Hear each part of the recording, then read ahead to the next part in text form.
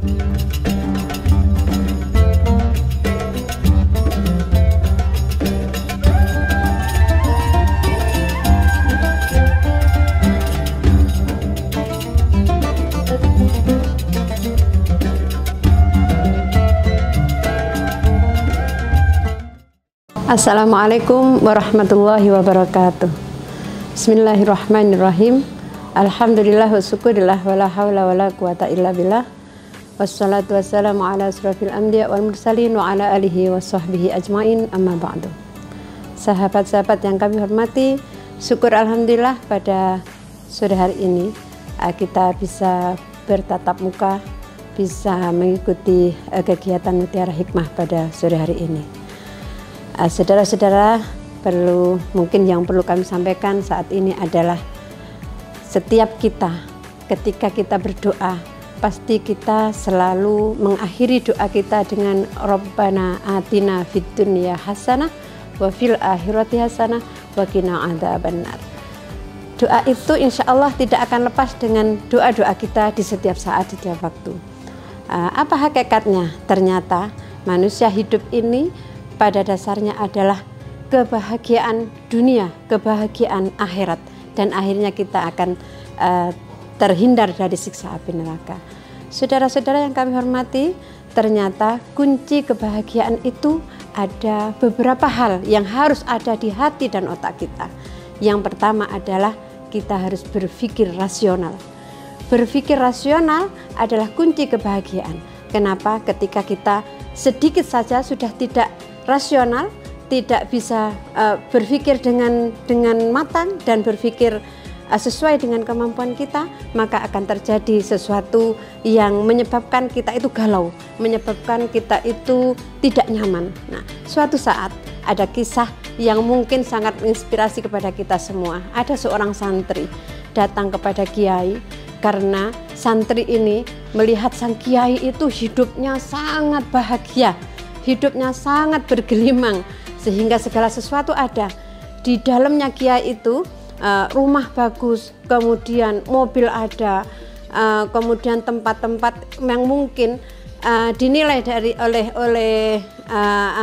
oleh santri ini, pasti Pak Kiai bahagia karena ini.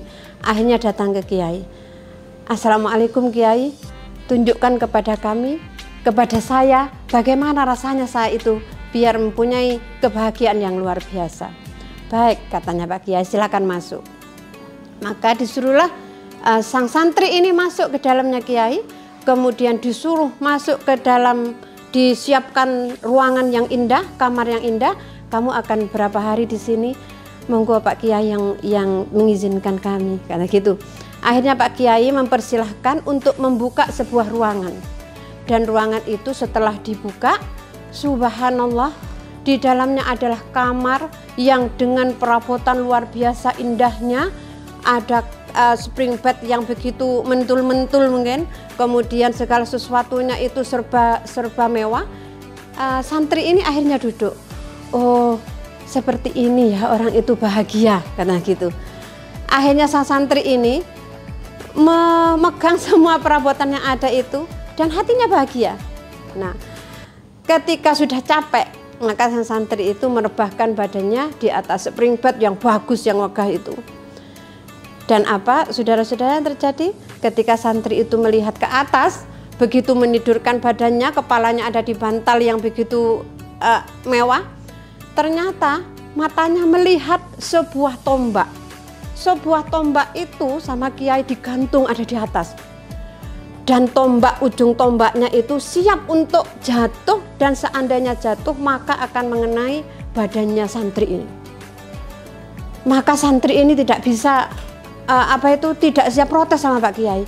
Ya apa sih Pak Kiai ini di atas spring bed kok ada tombak yang siap untuk jatuh. Akhirnya saudara-saudara, santri tersebut semalaman nggak bisa tidur. Semalaman nggak bisa tidur. Kenapa nggak bisa tidur? Karena santri ini berpikir seandainya tombak ini nanti jatuh, matilah saya. Nah, itulah saudara-saudara, jadi istilahnya santri tadi itu yang awalnya datang ke Kiai untuk mendapatkan kebahagiaan, kemudian oleh kiai disiapi kamar yang mewah setelah masuk ke dalam ruangan dengan ruangan yang mewah. Nah, akhirnya santri itu bingung. Maka ketika keluar, ya, bagaimana kamu bisa tidur dengan nyaman? Saya sangat bahagia Pak Kiai. Awalnya sangat bahagia.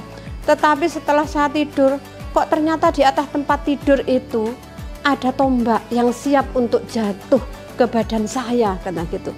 Loh, kenapa kamu kok berpikir seperti itu? Iya, karena tombak itu mengarah ke badan saya. Nah, itulah kebahagiaan. Maka kata Kiai, orang yang bahagia itu gak usah berpikir macam-macam. Padahal tombak itu sudah diikat dengan rapat sama Pak Kiai dengan kuat dan tidak mungkin untuk jatuh. Maka saudara-saudara, hikmah ini yang bisa kita ambil ketika kita berpikir macam-macam, tidak rasional, maka tidak akan mendapatkan kebahagiaan itu. Yang kedua, kita akan bahagia ketika kita itu berhenti membandingkan. Jangan pernah membandingkan kehidupan kita dengan kehidupan teman kita. Jangan pernah membandingkan anak kita dengan anak-anak saudara-saudara kita atau teman-teman kita. Yang ketiga, yang akan membuat orang itu bahagia adalah bersyukur. Ketika bersyukur dengan segala sesuatu yang kita miliki, segala sesuatu yang kita dapatkan, maka kebahagiaan akan ada di hati kita. Dan yang terakhir, ya, kebahagiaan itu akan kita dapat ketika kita selalu bertawakal kepada Allah. Ketika kita sudah berusaha, kita sudah melakukan apa yang diperintah oleh Allah, maka satu hal yang harus kita laksanakan adalah bertawakal kepada Allah. Ya, terima kasih saudara-saudara, mudah-mudahan hikmah ini bisa memberikan inspirasi kepada kita. Mohon maaf dengan segala kesalahan. Wassalamualaikum warahmatullahi wabarakatuh.